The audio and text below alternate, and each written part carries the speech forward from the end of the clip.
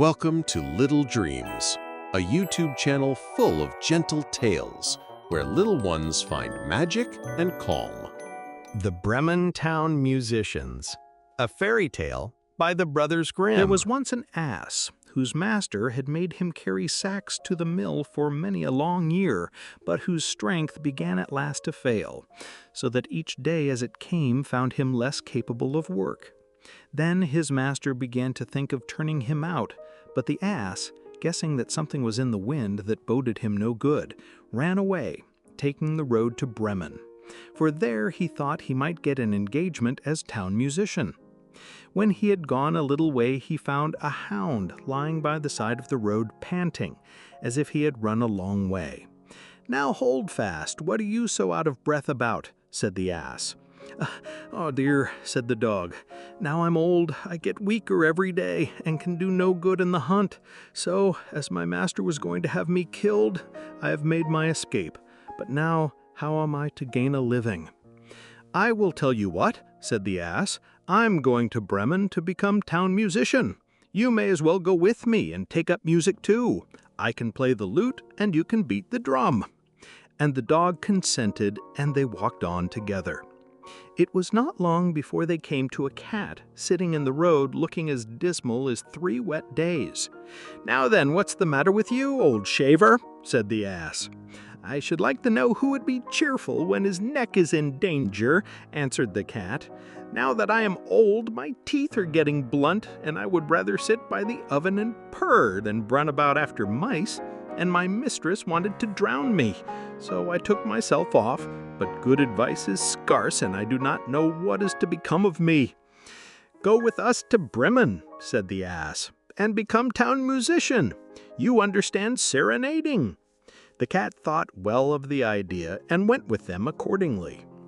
After that, the 3 travelers passed by a yard, and a cock was perched on the gate crowing with all his might.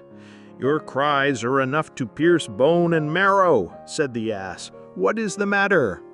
"I have foretold good weather for Lady Day, so that all the shirts may be washed and dried, and now on Sunday morning company is coming, and the mistress has told the cook that I must be made into soup, and this evening my neck is to be wrung, so that I am crowing with all my might while I can." "You had much better go with us, Chanticleer," said the ass. "We are going to Bremen. At any rate, that will be better than dying. You have a powerful voice, and when we are all performing together, it will have a very good effect." So the cock consented, and they went on, all 4 together. But Bremen was too far off to be reached in one day, and towards evening they came to a wood where they determined to pass the night. The ass and the dog lay down under a large tree. The cat got up among the branches, and the cock flew up to the top, as that was the safest place for him. Before he went to sleep, he looked all round him to the 4 points of the compass, and perceived in the distance a little light shining, and he called out to his companions that there must be a house not far off, as he could see a light. So the ass said, "We had better get up and go there, for these are uncomfortable quarters." The dog began to fancy a few bones not quite bare would do him good, and they all set off in the direction of the light, and it grew larger and brighter, until at last they led them to a robber's house all lighted up. The ass, being the biggest, went up to the window and looked in.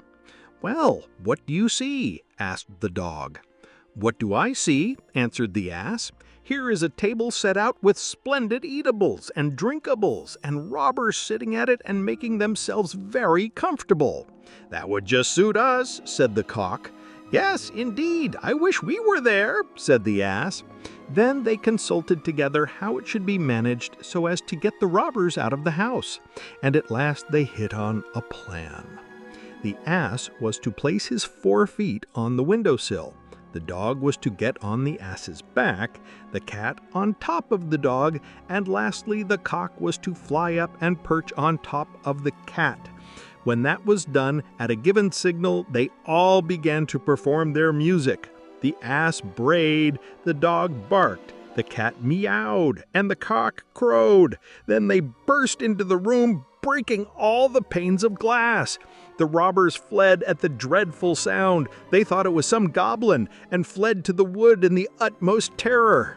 Then the 4 companions sat down to the table, made free with the remains of the meal, and feasted as if they had been hungry for a month. And when they had finished, they put out the lights, and each sought out a sleeping place to suit his nature and habits.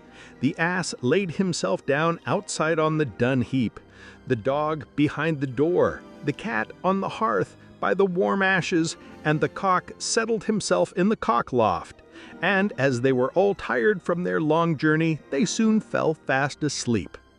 When midnight drew near, and the robbers from afar saw that no light was burning, and that everything appeared quiet, their captain said to them that he thought that they had run away without reason, telling one of them to go and reconnoiter. So one of them went and found everything quite quiet. He went into the kitchen to strike a light, and taking the glowing, fiery eyes of the cat for burning coals, he held a match to them in order to kindle it. But the cat, not seeing the joke, flew into his face, spitting and scratching. Then he cried out in terror and ran to get out at the back door, but the dog who was lying there ran at him and bit his leg. And as he was rushing through the yard by the dung heap, the ass struck out and gave him a great kick with his hind foot. And the cock, who had been wakened with the noise and felt quite brisk, cried, "Cock-a-doodle-doo!"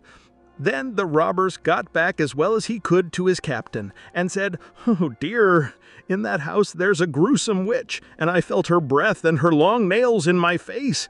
And by the door there stands a man who stabbed me in the leg with a knife. And in the yard there's lying a black spectre who beat me with his wooden club. And above on the roof there sits the justice, who cried, 'Bring that rogue here!'